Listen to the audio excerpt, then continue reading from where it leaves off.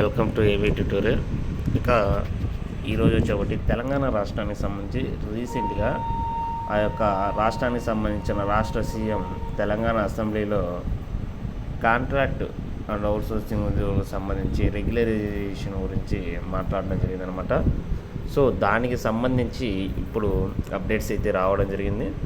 ఇక ఖాళీ పోస్టు ఉంటేనే క్రమబద్ధీకరణ, కాంట్రాక్ట్ ఉద్యోగుల రెగ్యులరైజేషన్లో ఆర్థిక శాఖ మెలిక, ఉద్యోగి పనిచేస్తున్న చోట పోస్టు మంజూరై ఖాళీ ఉంటేనే పరిగణలోకి అన్ని ప్రభుత్వ శాఖలకు లిఖితపూర్వక ఆదేశాలంటూ మనకి క్లియర్గా ఇక్కడ రావడం జరిగింది. వివరాలు సేకరించి అర్హత ఉన్న ఉద్యోగుల సంఖ్యను ప్రాథమికంగా తేల్చిన శాఖలు. ఇక చాలా సంవత్సరాల క్రితం నుంచి పనిచేస్తున్న మెజారిటీ కాంట్రాక్ట్ ఉద్యోగులకు నిరాశ అంటూ దీనికి సంబంధించి మనకి ప్రధానంగా రావడం జరిగిందనమాట. సో ఇక్కడ వచ్చేప్పటికి సుమారు 11,000కు పైగా ఉన్నటువంటి ఈ యొక్క జాబ్ చేస్తూ కాంట్రాక్ట్ పద్ధతిలో వారిని రెగ్యులేట్ చేస్తామంటూ ఈ యొక్క రాష్ట్ర అసెంబ్లీలో తెలంగాణ సీఎం అయితే మాట్లాడడం జరిగిందనమాట. ఇక్కడ వచ్చేప్పటికి మనం గతంలో ప్రీవియస్ వీడియోస్లో చాలా క్లియర్గా చెప్పడం జరిగింది. అన్ని డిపార్ట్మెంట్ల నుంచి ఎవరెవరు ఈ యొక్క ఎలిజిబిలిటీ క్యాండిడేట్స్ ఉన్నారో ఆ యొక్క లిస్ట్ అనేది అన్ని శాఖలకి పంపించాలంటూ దానికి సంబంధించి ఫైల్స్ కూడా వేగవంతంగా కదులుతున్నట్టు మనం క్లియర్గా చెప్పడం జరిగిందనమాట. అయితే ఇప్పుడు దానికి సంబంధించి ఇంకో అప్డేట్ అయితే రావడం జరిగిందనమాట.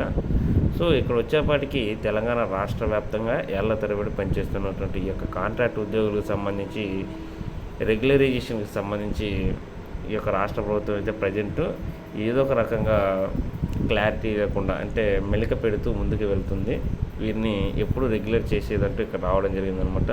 సుమారుగా ఉన్నటువంటి ఈ యొక్క 11,000 ఉద్యోగులు ఎవరైతే ఉన్నారో కాంట్రాక్ట్ అనమాట ఎలిజిబుల్ క్యాండిడేట్స్గా వారు ఎంతగానో వెయిట్ చేయడం జరుగుతుందంటూ కూడా ఇక్కడ రావడం జరిగిందనమాట. సో తెలంగాణ రాష్ట్రం వచ్చిన తర్వాత వీరిని రెగ్యులేట్ చేస్తామంటూ ఈ యొక్క రాష్ట్రం అధికారంలోకి రాకముందు ఉన్నటువంటి ప్రజెంట్ గవర్నమెంట్ కూడా చెప్పడం జరిగిందనమాట. దీనివల్ల భారీగా ఎలిజిబుల్ క్యాండిడేట్స్ ఎవరైతే ఉంటారో ఈ యొక్క కొత్త విధానం వల్ల తగ్గుతున్నారంటూ దీనికి సంబంధించి ఇక్కడ రావడం జరిగిందనమాట.